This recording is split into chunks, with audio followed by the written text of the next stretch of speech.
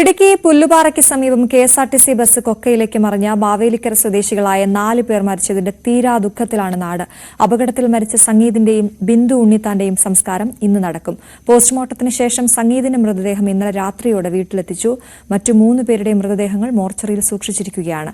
ശരണ്യ സ്നേഹജനാണ് ചേരുന്നത്. ശരണ്യ, വലിയ ദുഃഖകരമായ ഒരു വാർത്തയായിരുന്നു. ആദ്യം ആ അപകടത്തിന്റെ ആഴം നമുക്ക് മനസ്സിലായില്ല എങ്കിലും പിന്നീട് 4 പേരുടെ മരണത്തിനിടയാക്കിയ ഒരു അപകടം. ഇന്നിപ്പോൾ 2 പേരുടെ സംസ്കാരം നടക്കുന്നു. എന്തൊക്കെയാണ് വിവരങ്ങൾ?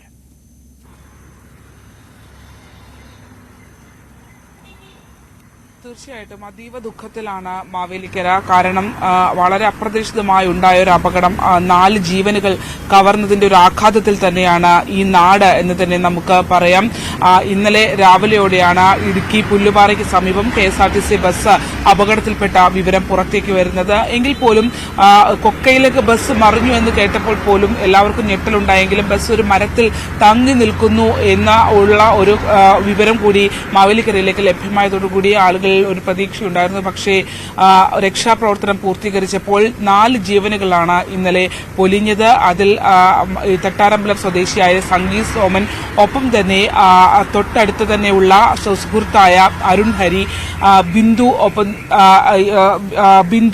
ഒപ്പം തന്നെ കൗസ്തുഭത്തിൽ ബിന്ദു ഉണ്ണിത്താൻ, പല്ലാരിമംഗലം കോട്ടയ്ക്കകത്ത് തെക്കേതിൽ മോഹൻ നായരുടെ ഭാര്യ രമ സോമൻ, ഈ 4 പേർ മരണപ്പെട്ടു എന്നുള്ള വിവരം പുറത്തേക്ക് വരുന്നു. ഏറ്റവും പ്രധാനപ്പെട്ടത് ഇവർ സ്ഥിരമായി യാത്ര പോകുന്ന ആളുകളായിരുന്നു എന്നുള്ളതാണ്. അതായത് കെഎസ്ആർടിസിയുടെ മാവേലിക്കര ഡിപ്പോയിൽ നിന്നും പുറപ്പെട്ട ആദ്യ ബസ്, അതായത് തഞ്ചാവൂരിലേക്ക് പുറപ്പെട്ട ആദ്യ ട്രിപ്പായിരുന്നു ഇത്.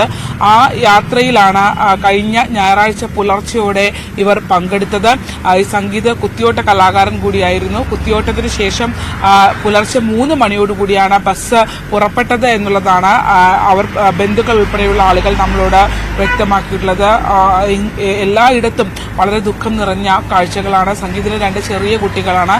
3ാം ക്ലാസ്സിലും 7ാം ക്ലാസ്സിലും പഠിക്കുന്ന 2 ആൺകുട്ടികളാണ്. ഭാര്യ ഗ്രാമീണ സഹകരണ ബാങ്കിൽ താൽക്കാലിക ജീവനക്കാരിയായി ജോലി ചെയ്യുകയും ചെയ്യുന്നുണ്ട്. അരുൺ ഹരി വിവാഹിതനല്ല, എഞ്ചിനീയറിംഗ് ബിരുദധാരിയാണ്. മറ്റ് 2 പേരും ജോലികളൊന്നും ചെയ്യുന്നില്ല, ഹൗസ് വൈഫാണ്. മറ്റ് 2 മരണപ്പെട്ട ആളുകളും എന്തായാലും എല്ലാവരും അടുത്തടുത്തുള്ള ആളുകളൊക്കെ തന്നെയാണ്. അതായത് ആ ഒരു സൗഹൃദ കൂട്ടായ്മയുടെ ഭാഗമായി യാത്ര തിരിച്ച, ഒപ്പം തന്നെ തീർത്ഥാടനം എന്നുള്ള രീതിയിൽ പോയ ആളുകളാണ്. മരിച്ചവരിൽ പലരുടെയും ബന്ധുക്കളും ഗുരുതരമായി പരിക്കേറ്റ് ആശുപത്രിയിൽ കിടക്കുന്നുണ്ട്. ഇപ്പോൾ അരുൺ ഹരിയുടെ അമ്മയ്ക്ക് നല്ല പരിക്ക് ഉണ്ടായിരുന്നു. തുടർന്ന് മകന്റെ മൃതദേഹവും ഒപ്പം തന്നെ അമ്മയെ പരിക്കേറ്റ അമ്മയും കൊണ്ടാണ് ഇന്നലെ ഇവിടെ മാവേലിക്കരയിലെ ആശുപത്രിയിലേക്ക് എത്തിയത്. അത്തരത്തിൽ അതീവ ദുഃഖകരമായിരുന്നു. പല വീടുകളിലുള്ള ആളുകളും ഇന്നലെ അപകട സ്ഥലത്തേക്ക് ഇവർ ചികിത്സയിൽ ഇരിക്കുന്ന ഇടത്തേക്ക് പോകേണ്ട ഒരു അവസ്ഥ ഉണ്ടായിരുന്നു. അതുകൊണ്ട് തന്നെ വീടുകളൊക്കെ അടച്ചിട്ട ഒരു സാഹചര്യത്തിൽ ആയിരുന്നു ഇന്നലെ തന്നെ. അതുകൊണ്ട് തന്നെ ഇന്നലെ വൈകിട്ടോടുകൂടിയാണ് എല്ലാവരുടെയും മൃതദേഹങ്ങൾ കോട്ടയം മെഡിക്കൽ കോളേജിൽ പോസ്റ്റ്മോർട്ടത്തിന് ശേഷം വിട്ടു നൽകിയത്. വൈകിട്ടോടുകൂടി പല മൃതദേഹങ്ങളും വീടുകളിലേക്ക് എത്തിത്തുടങ്ങി. അതായത് ഇന്നലെ രാത്രിയോടെ സംഗീതിന്റെ മൃതദേഹം സംഗീതിന്റെ തട്ടാരമ്പലത്തിലെ വീട്ടിൽ എത്തിച്ചിരുന്നു. ബാക്കിയുള്ളവരുടെ എല്ലാ മൃതദേഹങ്ങൾ ഇപ്പോൾ തൊട്ടടുത്തുള്ള ആശുപത്രിയിലെ മോർച്ചറിയിൽ സൂക്ഷിച്ചിരിക്കുകയാണ്. ഇന്ന് 2 പേരുടെ സംസ്കാരമാണ് നടക്കുക. അതിലൊന്ന് സംഗീതും മറ്റൊന്ന് ബിന്ദു ഉണ്ണിത്താനുമാണ്. ഇവരുടെ 2 പേരുടെയും സംസ്കാരം ഇന്ന് നടക്കും. ബാക്കിയുള്ളവരുടേതൊക്കെ ബന്ധുമിത്രാദികളൊക്കെ വരേണ്ടതുണ്ട്. അതുകൊണ്ട് തന്നെ അവരുടെ മൃതദേഹങ്ങൾ ഇന്ന് മോർച്ചറിൽ തന്നെ സൂക്ഷിക്കും. ഇന്ന് സംസ്കാരം ഉണ്ടാകില്ല എന്നുള്ള വിവരമാണ്. ഇന്നലെ വൈകിട്ടോടുകൂടി ഗതാഗത മന്ത്രി കെ.ബി. ഗണേഷ് കുമാർ സംഗീതിന്റെയൊക്കെ വീട് സന്ദർശിക്കുകയും ചെയ്തിരുന്നു.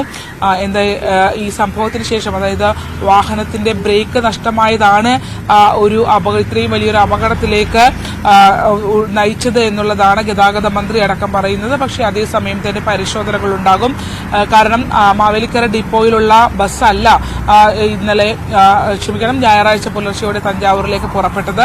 മാവേലിക്കര ഡിപ്പോയിലുള്ള ഇന്റർസ്റ്റേറ്റ് പെർമിറ്റ് ഉള്ള വാഹനം പിന്നീട് ചാലക്കുടിയിലേക്ക് ഒരാവശ്യത്തിനായി ഇതുപോലെ തന്നെയുള്ളൊരു യാത്രയ്ക്കായി ചാലക്കുടിയിലേക്ക് കൊണ്ടുപോയിരുന്നു. പകരം പത്തനംതിട്ട ഡിപ്പോയിൽ നിന്നുള്ള പത്തനാപുരം ഡിപ്പോയിൽ നിന്നുള്ള വാഹനമാണ് ഇവിടെ മാവേലിക്കരയിലേക്ക് എത്തിക്കുകയും ചെയ്തിട്ടുള്ളത്. അതുകൊണ്ട് തന്നെ മറ്റ് പരിശോധനകളെല്ലാം പൂർത്തീകരിച്ചാണോ വാഹനം പോയത് നടക്കുമുള്ള കാര്യങ്ങൾ ഇനിയും പരിശോധിക്കുന്നത്. ഈ ഒരു മരണത്തിന്റെ ആഘാതത്തിലാണ് എങ്കിൽ പോലും കൃത്യമായ ഒരു അന്വേഷണം ഇതിനകത്ത് ഉണ്ടാകുമെന്ന് പറയും. നമ്മൾ ഇന്നലെ ഡ്രൈവറുടെ പ്രതികരണം കണ്ടതാണ്. വളരെ വളവുകളൊക്കെയുള്ള ദുഷ്കരമായ യാത്രയുള്ള ഒരു സ്ഥലമാണ്. അതുകൊണ്ട് തന്നെ ആദ്യഘട്ടത്തിൽ ബ്രേക്ക് ഉണ്ടായിരുന്നു, പിന്നീട് ബ്രേക്ക് നഷ്ടപ്പെട്ട നിയന്ത്രണം പോയതാണ് എന്നുള്ളതാണ് KSRTC ഡ്രൈവർ വ്യക്തമാക്കിയിട്ടുള്ളത്. അതുകൊണ്ട് തന്നെ എങ്കിൽ പോലും അതിനകത്ത് കൃത്യമായി ഇനിയും ഒരു അന്വേഷണം ഉണ്ടാകും. അദ്ദേഹം ബസ്സിൽ നിന്ന് ഇതിന്റെ നിയന്ത്രണം പോയി അല്ലെങ്കിൽ വാഹനത്തിന് ബ്രേക്ക് പോയി എന്ന് മറ്റുള്ളവരോട് വിളിച്ചു പറയുകയായിരുന്നു. എന്തായാലും ഭാഗ്യത്തിന് ഈ ബസ് മറിഞ്ഞതൊരു മറ്റൊരു മരത്തിൽ തട്ടി നിന്ന് താഴ്ചയിലേക്ക് പോയെങ്കിൽ ഏകദേശം 30 അടിയോളം താഴ്ചയിലേക്ക് പോയി ഒരു മരത്തിൽ തട്ടി നിന്നതുകൊണ്ട് മാത്രമാണ് ഈ ഒരു ആഘാതം, ഈ ഒരു സംഭവത്തിന്റെ ആഘാതം കുറയ്ക്കാനായത്. അല്ലെങ്കിൽ 1500ഓളം അടി താഴ്ചയിലേക്ക് ബസ് മറിഞ്ഞുപോയി. എന്തായാലും രണ്ടുപേരുടെ സംസ്കാരം ഇന്ന് നടക്കും, മറ്റു രണ്ടുപേരുടെ സംസ്കാരം പിന്നീടാണ്. ശരണ്യ സ്നേഹജനാണ് വിവരങ്ങൾ നൽകിയത്.